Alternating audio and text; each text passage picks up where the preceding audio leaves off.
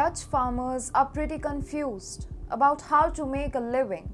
The government is demanding an end to livestock farming, which will force many farmers to go out of business.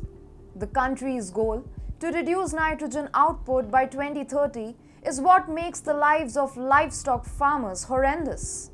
But a recent revelation has sparked a controversy in the Netherlands.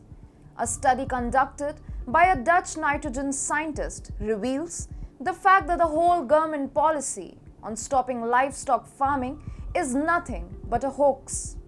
Hello and welcome to TFI Global, the foreign affairs and geopolitical analysis arm of the TFI Media Group.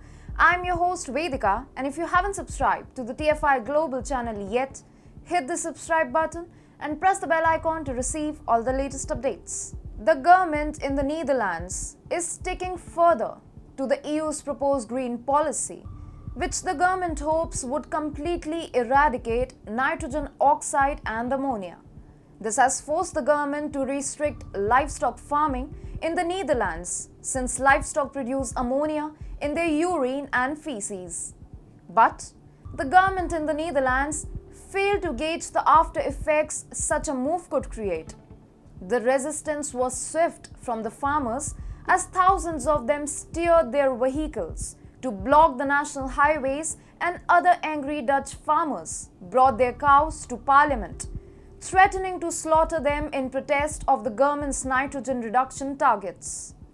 The country has the highest density of livestock in Europe, more than 4 times that of the UK or France, with more than 100 million cattle, chickens and pigs in total.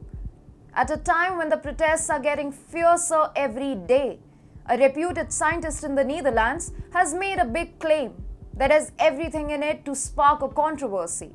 Jaap Hennekamp, an associate professor of chemistry at University College Roosevelt in the Netherlands, made a slew of revelations that will bring into the open the hoax being carried out by the Dutch government in the name of reforms. We now treat farmers as polluters. End of the story. Which is a very strange perspective. Nitrogen chemicals are nutrients. You need them for growing plants, Hennekamp said. Hennekamp believes that in the rush to exclude nitrogen, the government has kept a blind eye on many other factors that would dampen nature, such as the location of groundwater relative to the surface. He also shed light on the reality that the Netherlands is a land that is far from the pristine wilderness.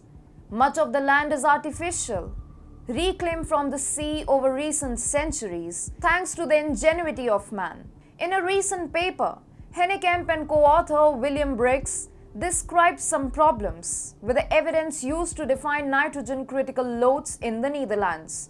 For one thing, they do not believe the definitions of nitrogen critical loads are sufficiently precise. In addition, they think there have not been enough large-scale, long-term studies on nitrogen deposition. But the condescending attitude of the Dutch government is not allowing them to pay heed to the findings of the scientists in the Netherlands. They are moving ahead, with the Dutch nitrogen minister unveiling detailed, area-specific nitrogen reduction targets in July of this year. The target, designed to comply with European Union rules on reducing nitrogen pollution, will require cuts of as much as 95% in emissions in some provinces, according to official data.